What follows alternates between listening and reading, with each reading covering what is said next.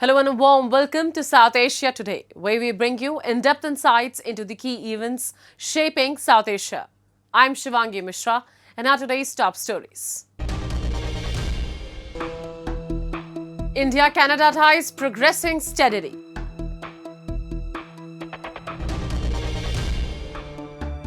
India nutraceutical market gears up for global growth.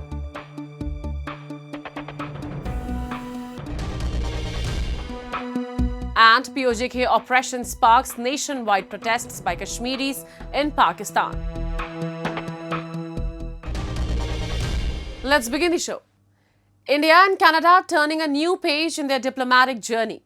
Canadian Foreign Minister Anita Anand's visit to New Delhi signals a fresh start after a period of strained ties.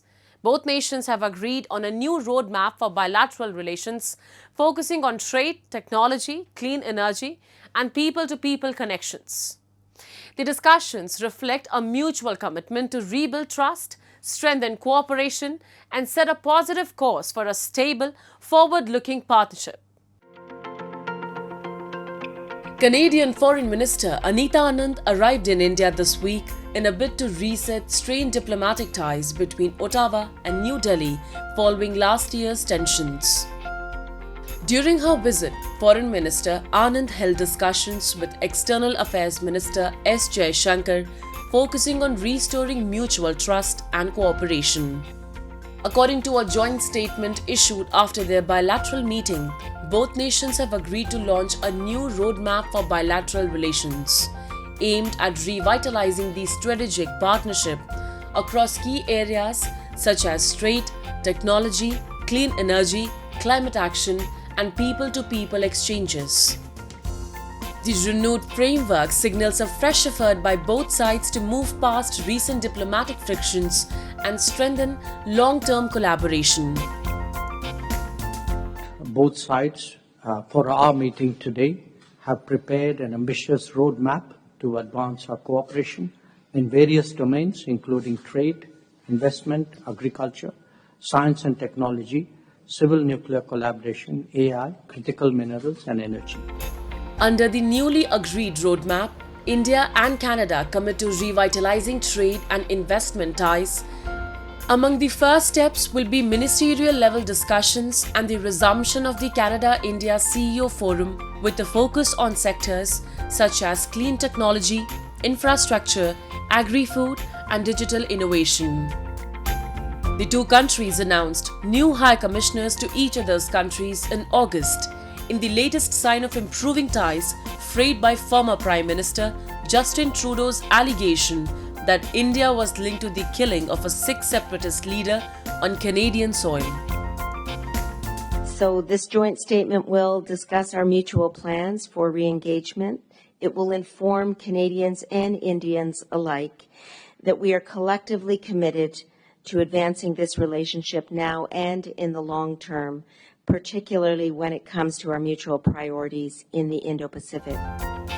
India and Canada emphasized the importance of a strong, resilient bilateral relationship in the context of global economic uncertainty and rising geopolitical tensions.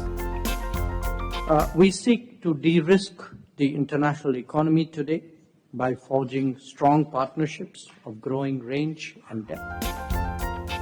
The meeting marks a positive step in the ongoing dialogue between India and Canada, especially as both sides seek to move forward on shared goals in trade, investment, and regional cooperation. The discussions reflected a mutual interest in building a stronger foundation after a period of strained relations.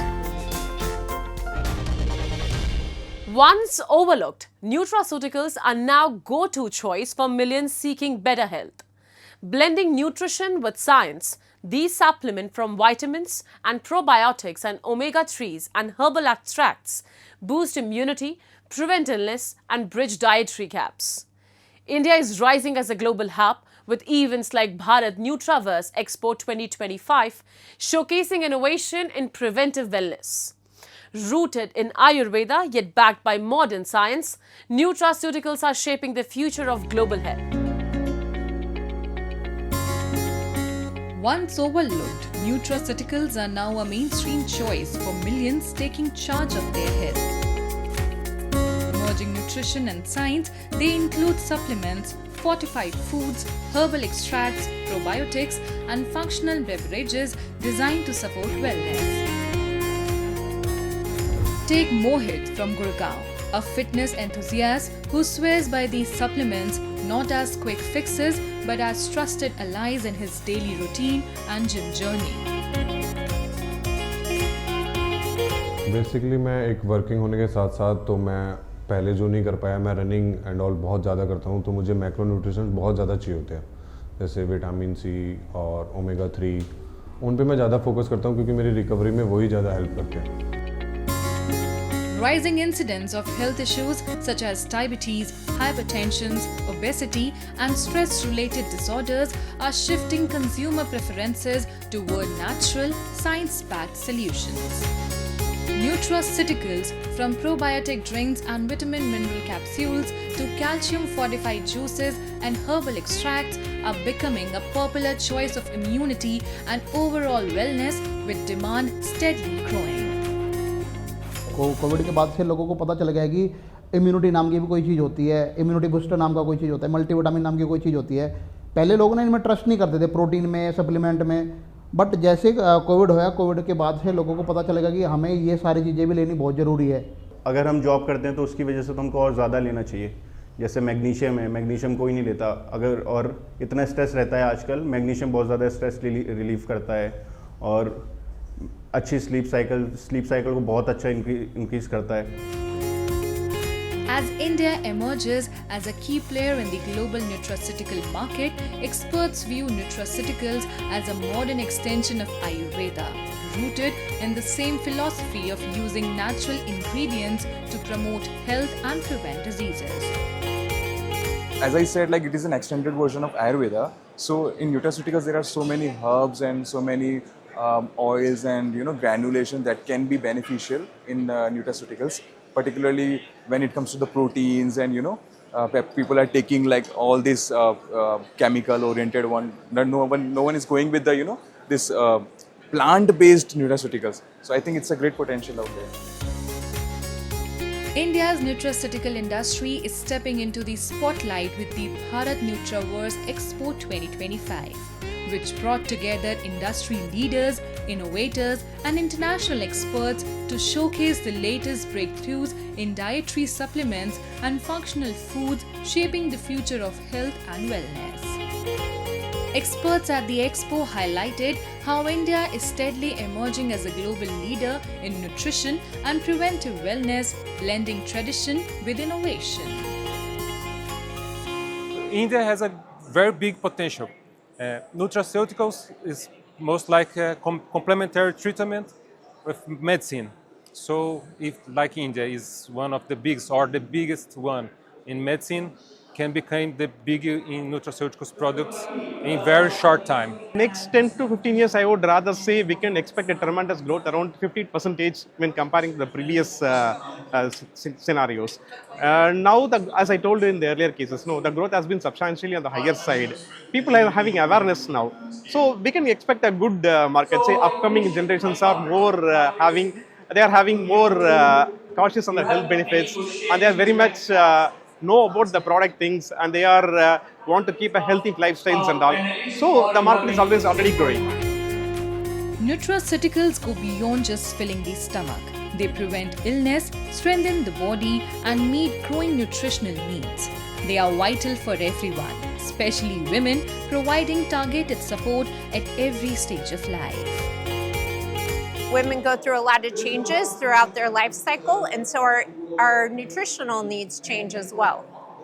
And so nutraceuticals come in to help supplement and support those nutritional changes. Today, we're looking at modern medicine, which is a very small blip on the radar. It's 200 years old, right? Modern medicine.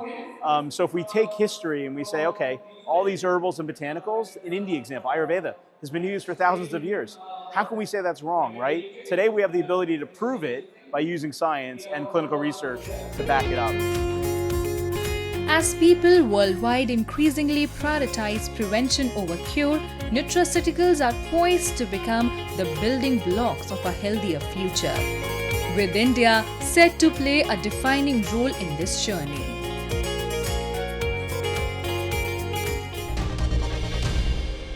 Now we take a look at some happenings in Asia in a segment called Asia Watch.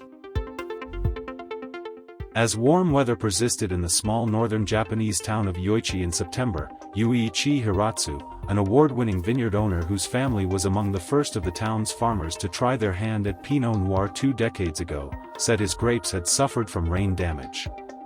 The warmer and longer summer seasons at Yoichi on the northernmost island of Hokkaido increased the chances that Pinot Noir grapes could ripen too quickly, leading to undesirably high sugar and low acid levels. It also makes the fruit more prone to damage from rain.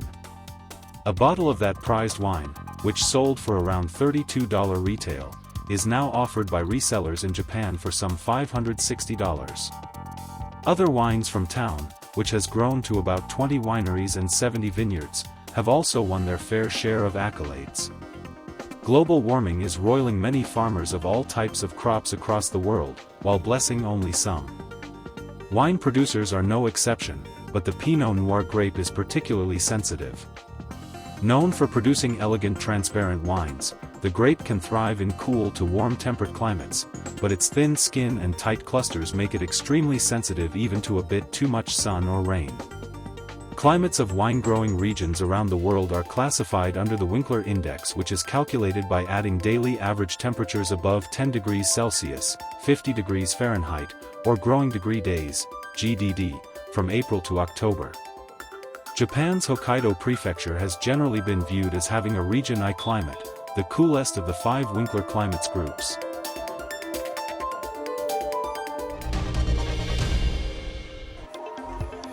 Thousands of Belgians marched through Brussels on Tuesday, October 14, in a major protest against government plans to reform pensions and the labor market. The strikers, led by the country's main unions and backed by activist groups such as Greenpeace and Oxfam, are opposing the ruling federal coalition led by Prime Minister Bart de Wever, which announced a series of reforms seeking to cut government spending. The demonstration disrupted also the 2 main Belgium's airports and public transport. Most flights at Brussels International Airport and all flights at Charleroi were cancelled, while public transport in Brussels was largely halted. The police used water cannons to disperse the crowd, after some clashes with a group of protesters.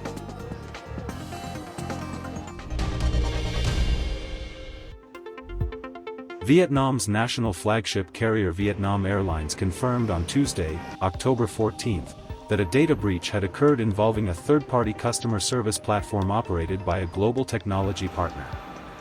An email sent to customers revealed that hackers had uploaded 23 million customer records belonging to several companies, including Vietnam Airlines, on data trading forums this week, with the leaked data potentially including customers' names, email addresses, phone numbers, dates of birth and membership members. The airlines also said that customers whose data may have been exposed were being contacted directly and offered assistance. Apart from Vietnam Airlines, the hackers published data from 5 other companies of the 39 they targeted, including Fujifilm, Gap, Engie Resources, Qantas Airways and Albertsons companies. In a growing wave of unrest, Pakistan-occupied Jammu and Kashmir is engulfed in protests against the Pakistani government's oppressive actions. The demonstrations are not limited to POJK alone. They have spread nationwide, including Karachi, where Kashmiris living there are raising their voices. Citizens demand justice, long-denied rights, and an end to the systematic bloodshed, challenging decades of neglect and brutality inflicted by the state. In a long struggle for justice, the people of Pakistan-occupied Jammu and Kashmir have been denied their basic rights and freedoms for decades. Their demands for representation, governance, and property rights have been ignored. These protests signal a determination to reclaim what has long been withheld, as citizens insist that their fundamental human and political rights be recognized and respected.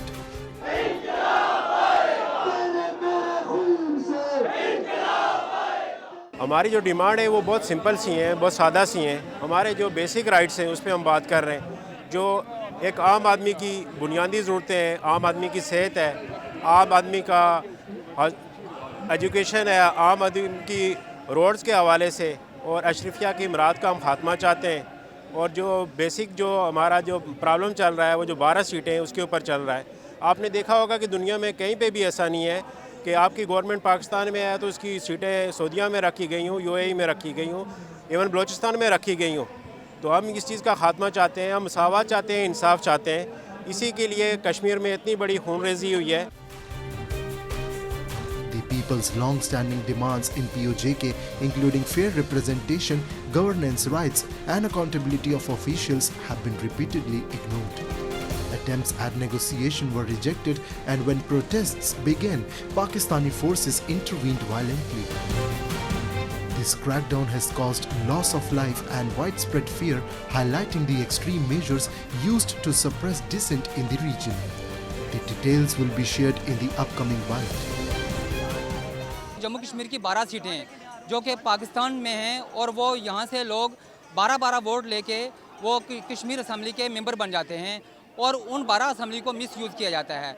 और उसके अलावा दूसरी demand ये थी कि जो IG और जो पुलिस का सबसे बड़ा महकमा जो होता है वो भी पाकिस्तान से वो जाता है। उनकी सबसे बड़ी डिमांड ये थी कि हक़ के मिल्कियत और हक़ के हुक्मरानी, और इसके साथ साथ 38 मुतालबात थे उनके जो जिनको मानने से आज़ाद कश्मीर हुकूमत ने और पाकिस्तान हुकूमत ने मना कर दिया था। इवन के 3 महीने का टाइम भी दिया गया और उस 3 महीने के अंदर नेगोशिएशन भी हुई, लेकिन मुकम्मल तौर पर मना किया गया कि जॉइंट अवामी एक्शन कमेटी के मुतालबात को नहीं माना जाएगा।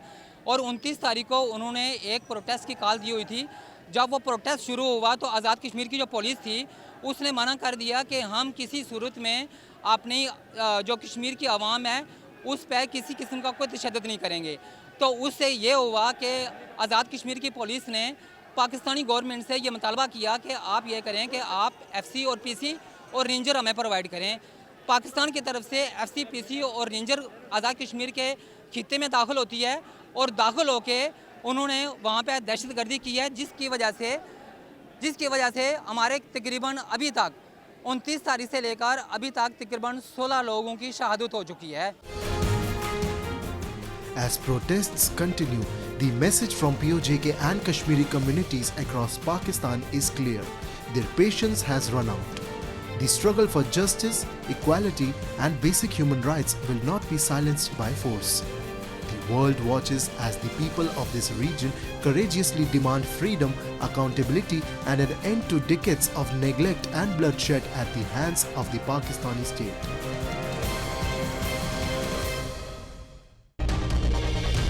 In a strong move to boost agriculture in India's Jammu and Kashmir, the Department of Agriculture, Production and Farmers Welfare organized a mega exhibition cum Kisan Mela at the District Agriculture Complex, Rajouri, under the Agriculture Technology Management Agency scheme.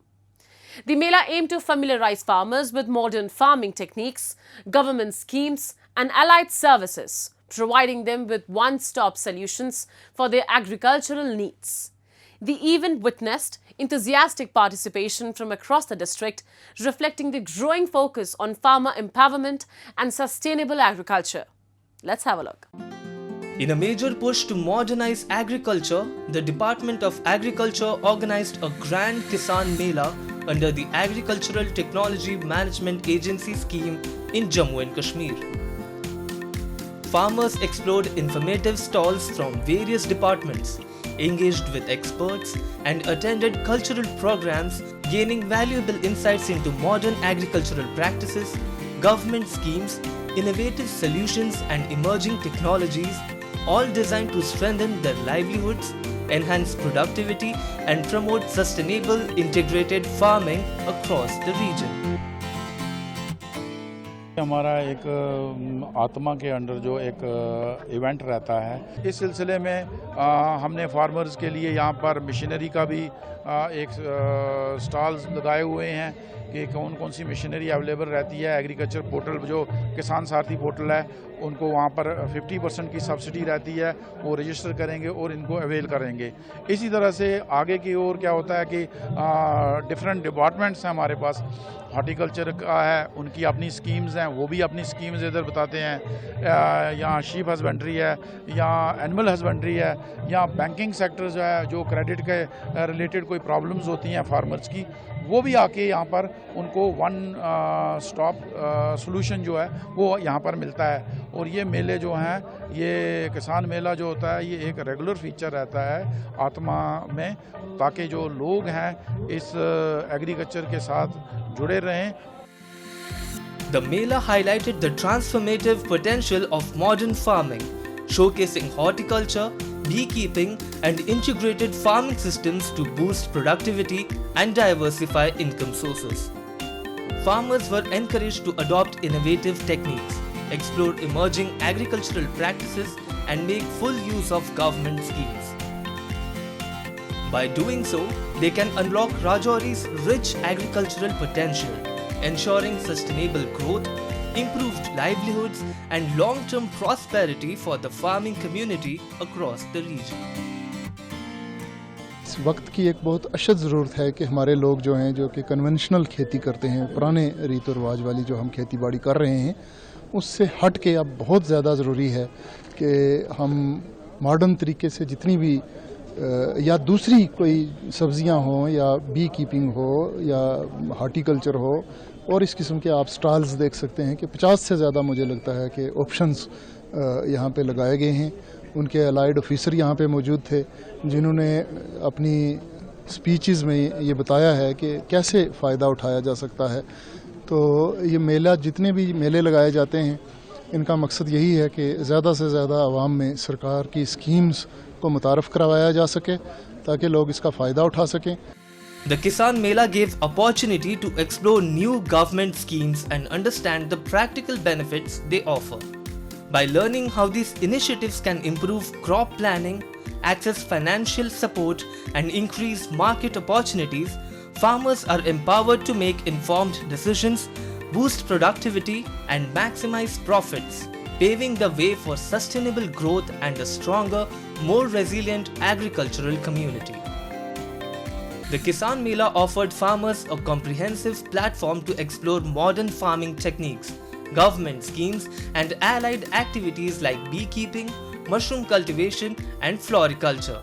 With initiatives such as mustard seed kits and soil health cards, farmers gained practical knowledge to enhance productivity and manage soil scientifically. बहुत बढ़िया मेला था। इसमें तमाम स्कीमों का यहाँ पे बड़े विस्तार के साथ बताया गया। फार्मर्स को इसका बड़ा फ़ायदा होगा, ट्रेनिंग दी गई और फार्मर को इससे ये पता चलेगा कि हमारी अपनी ज़मीन में क्या चीज़ लग सकती है, हमें किस चीज़ से फ़ायदा हो सकता है और कौन सी क्रॉप जो है हमारे इलाके के लिए बेहतर है और किन किन औजार से और किन किन नई मशीनरी से हमें फ़ायदा हो सकता है, वो सारी यहाँ पे बताई गई। यहाँ पे स्टॉल भी लगाए गए और यहाँ पे सारी चीज़ें दिखाई गई हैं। लोगों ने बड़ा फ़ायदा उठाया है। मेरा तमाम फार्मर्स से है कि उनको बार बार ऐसे मेलों में आना चाहिए और अपनी जो फार्मिंग के तहत जो भी उनकी ज़रूरियात हैं उसे समझना चाहिए और चलाना चाहिए। The central government's commitment to growth and prosperity of Jammu and Kashmir is reflected through initiatives like Kisan Mela, organized under ATMA and other agricultural schemes. Empowering farmers with modern techniques, training and government support, these events boost productivity, promote sustainable livelihoods, and strengthen the economy, playing a pivotal role in transforming agriculture and fostering inclusive development across the region. As we wrap up today's episode of South Asia Today, we thank you for joining us. We'll return next week at the same time with more insights and updates. This is Shivangi Mishra signing off on behalf of our entire team. Until then, stay safe and goodbye.